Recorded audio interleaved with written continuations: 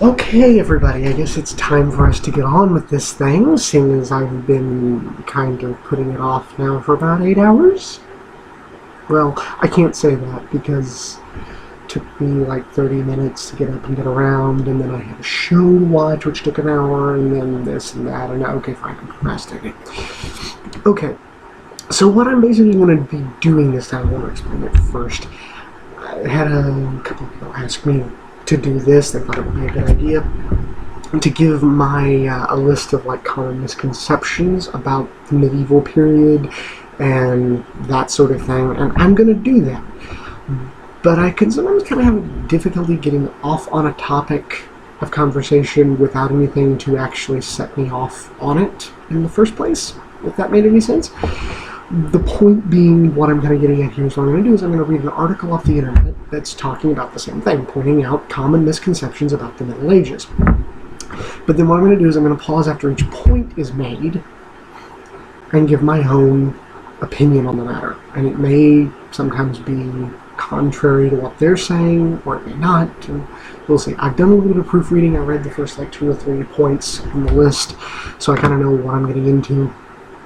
And I'm going to mention where the list comes from and who wrote it, just to let you know that I'm not making this shit up. You can look it up for yourself.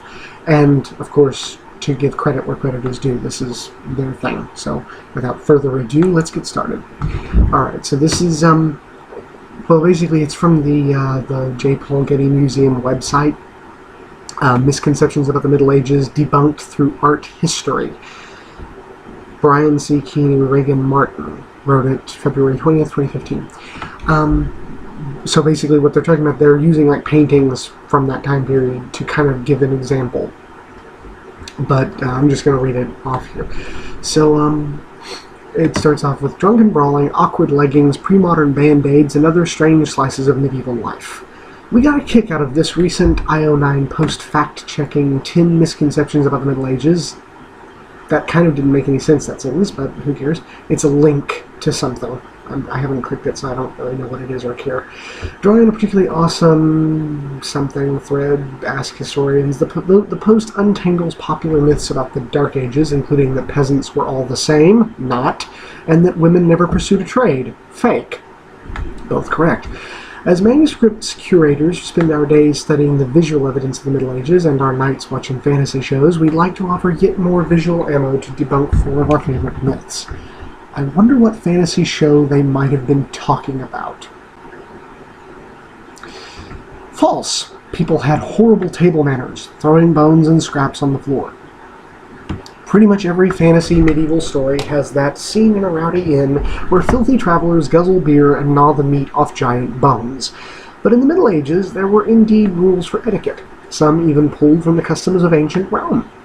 This illumination, I'll give a link to the page in the description, but you can see it for yourself. I'm not going to go through the trouble of trying to figure out how to post the link yet, or the picture itself in the video. I don't know how to do that.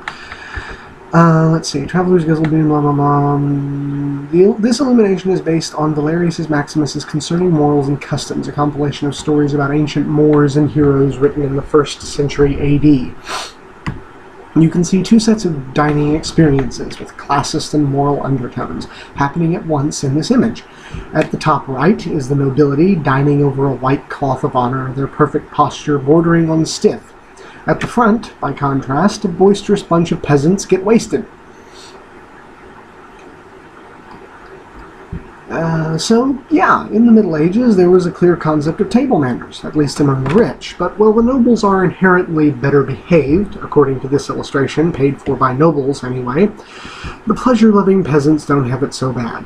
Also, if you've fallen completely off of the table, do judgy concepts of table manners even apply? So, yes, that is, of course, pretty self-explanatory. I have no argument with it at all. This is, again, just a common misconception that, yeah, there were boisterous people who ate, like, party animals or whatever, but in general, not everyone did. I would also like to add the fact that, of course, they didn't point it out here, that, they always talk about, people eating with their hands or eating with knives because there was no silverware. This is bullshit. Nothing else to say for it. There have been way too many finds of silverware forks, knives, spoons dating back millennia. I mean, all the way back to Rome, there was stuff like that. So why the hell would people in the Middle Ages have not been using it? That makes no sense at all. Okay, so moving on to the next one. False. Men's clothing was always practical and functional. In a word, leggings. Extremely wedgie-inducing, leggings as pants were the subject of great debate, then as now. In mid-15th century England, there was even a law about who could wear short tunics that revealed the male buttocks. Surprise, only the rich. Okay, I'm going to point out that one was really, really short. I'm just going to point out it confused the hell out of me when I first read it, mostly because I didn't have my mind in the right place. When they said leggings, I was trying to picture something from that time period that would have been called that, in that time period, and I couldn't really come up with anything. The closest I could come up with was way after this time period, in like the early colonial days here in America, with like Eastern Band Indians like the Iroquois and the Mohicans, all that and so forth. And they wore these they were leggings. They were leather leggings that like came up to the top of the thigh and they would tie off on a belt. That was as close as I could come, and I was like, that's not really accurate to what these things were. And I was kind of debating with myself over why they did that, when it suddenly dawned on me they were talking about leggings. Like today, leggings, like skinny jeans, like those really tight pants that people wear. And so, yeah, that's fairly accurate. I would like to add a couple of points, though. Basically, during that time period, what confused me first was that I'd never heard that term applied in this context before. I'd never heard those called leggings, because what they're talking about there, I had always heard called hose, or occasionally tights, if you're kind of being comical, like Robin Hood men in tights, that sort of thing. But basically what they were designed to be tight. They fit like a pair of pants. They were designed to be really tight, just like leggings, but they didn't have elastic. And for some reason, they decided not to wear a belt with them. I think probably because, a belt can sag and droop, and so you'd get wrinkles, and they didn't want that. They wanted them to be tight, skin tight, to show off their booges. So what they did was they actually made a matching piece of clothing. It was I'm going to try to say this. It's old. I think it's actually Old French. It's not even modern French, although the words may still be the same. I don't know, but it's pourpoint, I think is how you're supposed to say it. Some people anglicize it as pourpoint. Basically, it means 4-point. It was literally like a shirt, an undershirt, really light linen, that had like 4 tassels that would hang off of it, 2 in front, 2 in back. And the leggings, the hose, on top of that would have tassels as well. 2 in front, 2 in back. And you would pull the leggings up, and you would tie it off to the tassels on the shirt really, really tight, and it kind of acted like suspenders. So it would keep your britches up and keep them real nice and straight and even and tight and, for the budgets, that sort of thing. But yeah, again, other than their word usage, which actually I can't argue with that either, that is accurate, the word they used. And once I figured out what they were talking about, it made perfect sense, because that is a lot what these things are like. If you wanted to put together like a really quick, cheap, put together Renaissance or medieval outfit costume for like a Ren Fair or something, and you wanted a set of hose and you want to spend the money on real ones, go to the store, buy a set of leggings. They're very, very similar. And if you've got the right kind of clothing on that top that covers the top, no one's going to be able to tell the difference. Sorry. I've had a head cold a week ago or something that's still trying to go away. So let's get back to this. So like I said, no argument there. They would have been extremely uncomfortable, extremely impractical. I highly doubt anyone would have actually worn hose if they were doing something that required physical labor. A farmer in a field wasn't going to be wearing hose. He probably was going to be wearing trousers of some kind. Something simple and practical, not this. Also, one other thing, I will be adding a few points of my own after I finish with this, and I may also have to cut this video into multiple parts. I don't know, because I'm already approaching 10 minutes and I haven't verified my account on YouTube yet, so I can't do videos over 15. So I may be cutting this into multiple parts. I'm going to be trying to keep an eye on the time. We're at 9 minutes 43 seconds right now, so I'm going to be trying to keep an eye on the time, because I don't want to cut the video in a way that I just kind of cut it off like right in the middle of a sentence or something. That's horrible. So, but anyway, getting back to this. No argument at all. Leggings very uncomfortable. Let's get on to the next one. Alright. False. Medicine was based on pure superstition.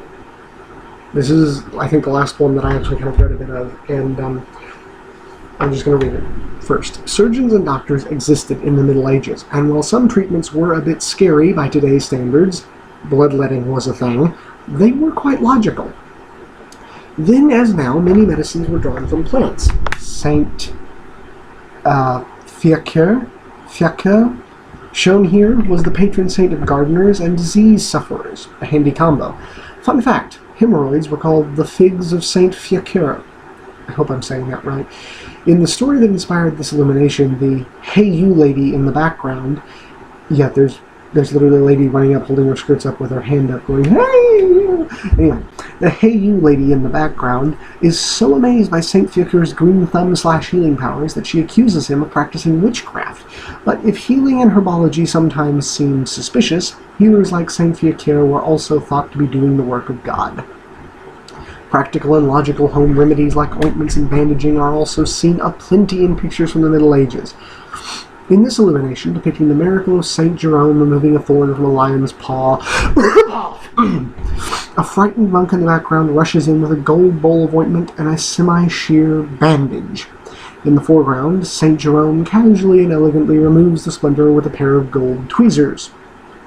Just because a miracle is occurring doesn't mean you shouldn't stop at CVS. Good one.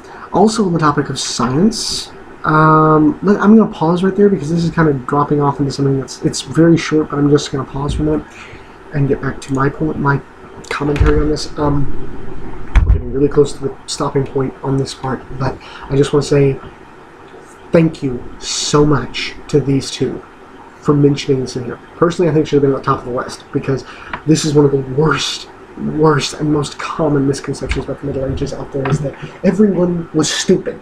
They didn't have a damn idea, one, about good hygiene or good health, and they just survived by sheer luck, I guess. It's so retarded and ridiculous. It doesn't even make any damn sense at all. I mean, just, ugh. What? Really? Really? They didn't know anything about medicine, and somehow they managed to survive. Okay, sure, whatever. Shoot. Yeah, they were limited by the technology and knowledge and know-how of their time. That's it.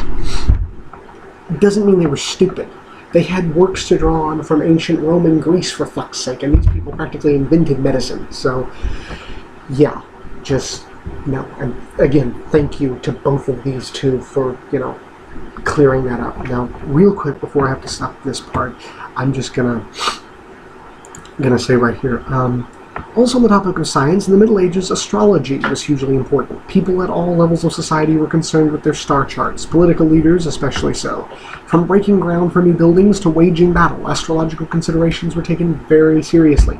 Astrology may seem superstitious to some of us, but it was practiced. Some would say is practiced, much like a science. I would be one of those that says is practiced. I am a fairly superstitious individual. I'm not saying I'm an idiot about some things. I mean, if something is clearly stupid and illogical, then it's stupid and illogical and there's no sense in talking about it. But a lot of things I think are out there, do exist, are real, are a lot more valid than a lot of people want to think they are. A lot of people point and say, that's just stupid superstition. It's not real. It doesn't exist. I don't agree at all in any way, shape, or form with that kind of thinking. I think a lot of things out there do exist and have been proven to work. So, basically I'm getting really close to the point where I need to end this video, so I'm just going to say bye for now, and I will see you in part 2.